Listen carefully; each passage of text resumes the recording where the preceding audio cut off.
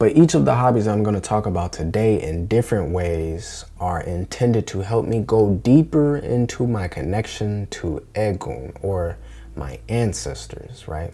Through my senses and my nervous system, right? Getting into the body, having presence within the body, and being in that state of wholeness in my mind, right? Peace and blessings. Hope everybody is doing well.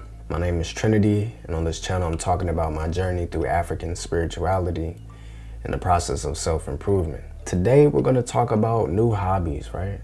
I need some new hobbies. I'm in a place in my life where I kind of want to mix up my flow, the way that I'm operating, the way that I'm doing things, and new hobbies is the way that I want to do that.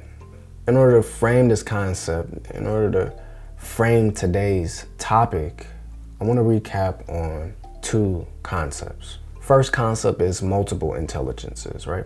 And multiple intelligence is this theory that there are more ways to be intelligent than just reading and math and science, right? But that a person can be intelligent in music, can be intelligent in the way that they interact with others or themselves, right? So there are more ways to show intellectual aptitude. The second concept is polymathic learning, right? And that refers to having and building knowledge in different areas of study. So an example of this would be in, popular culture, someone like Leonardo da Vinci. But when we take a look at African people throughout history, our people were polymaths. They had a knowledge of many different subject areas, right? And also, these subject areas weren't as broken down as they are today, right? A lot of these things mesh and intertwine and work together. The way that I'm approaching these things is for the purpose of expanding my mind, for the purpose of being in a state of stereognosis, right? Or in other words, having both sides of my brain active as I'm engaging through life. I also like to call this state of being, this state of existence, a life of sacred science, right? Where the sciences and the arts are one, are unified, and that is how the African mind interacts with the world. And as I get into these hobbies, I do want to mention that the word hobby may be a bit of a misnomer. I think when we say hobby, usually we're referring to things that we just do for fun, or, just cause, or just something to do, to enrich ourselves, which I am doing, right? But it's much more intentional than that. Each of the hobbies that I'm interested in, and the many, many different, things that I'm interested in, all serve a purpose in my larger goal of living this life of sacred science, right? But each of the hobbies I'm going to talk about today in different ways are intended to help me go deeper into my connection to Egun, or my ancestors, right? Through my senses and my nervous system, right? Regulating my nervous system. So all the hobbies that I'm talking about today is about getting into the body, having presence within the body, and being in that state of wholeness in my mind, right? So wholeness and unification in the mind, body, spirit, right? So let's talk about it. Number one, which I've been experimenting quite a bit here recently, is cooking, right? There's something about the nourishment of a home-cooked meal that is different from the nourishment of, going out to get something, right? So as I've been cooking for myself, and I allow myself to be present in the process of cooking, then I'm able to enjoy what it is that I've prepared for myself. And it's just a lot more grounding. It's a lot more nourishing. It feels better. You know what I'm saying? Second skill that I'm acquiring in this new phase of my life is language learning. This one is very important to me. It's always been a thing, man. Like it's been something that I've been interested in, but I've never really sat down and locked into it outside of maybe a class in school. But now at the stage that I'm in my life, and the stage of my awakening my spiritual knowledge, when it comes to connecting to Egun, or my ancestors, learning these languages, right? I find myself you know, wanting to trace back to Africa, trace back through these ancient languages, right? The Romance languages or the Roman languages, right? But then things like Arabic that is a little bit more ancient, right? And you get things like Hebrew, Amharic, right? You know, things like Swahili, you know. So there's many different languages that I'm interested in learning, but particularly learning the process of learning languages, right?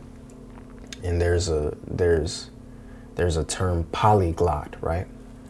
That refers to a person who speaks many languages, right? So that is my goal, to really explore the different depths of all of the energy that walks with me and resides within me. Language is very important to that process. And we have yoga and Tai Chi, right? I just recently started my yoga process. Right off the bat, I'm talking about, like, you know, I've been taking coaching for 3 sessions, right? Over the past couple of weeks. Just in these 3 sessions alone, my creativity, emotional release has been much higher, right? It's been much more apparent. So as I'm getting into my body, breathing intentionally, opening up, you know, my joints and my muscle groups, that's allowing energy to flow, right? So that energy that wants to come out in the form of my creativity, I'm clearing the pathways for it to be able to do that, for my body to be able to carry those things out. Tai Chi similarly is, you know, a martial art. And I'll say that breathing is even more the emphasis in you know, my practice of Tai Chi. And the movements of it, of both of these things, are really important when it comes to regulating the nervous system, right? Externally, I think that the way that I come across people is very calm and very, you know, collected, very laid back, which is true. But there's an aspect of myself within where it's a lot of energy all the time, right? And I have a lot of capacity to contain that energy. But in more recent times in my life, it's like that energy just wants to come out and it wants to do a lot of things, right? So that ambition, that passion, that drive, you know what I'm saying, that vitality needs a way out, right? But I also have, you know, trauma. You know, I have experiences when it comes to this expression of self in the body that needs to be released softly through the process of regulating the nervous system, right? So these smoother movements, more fluid movements that come along with yoga and Tai Chi is really allowing me that space to connect my mind back to my body, right? And to allow the spiritual energy to flow through, right?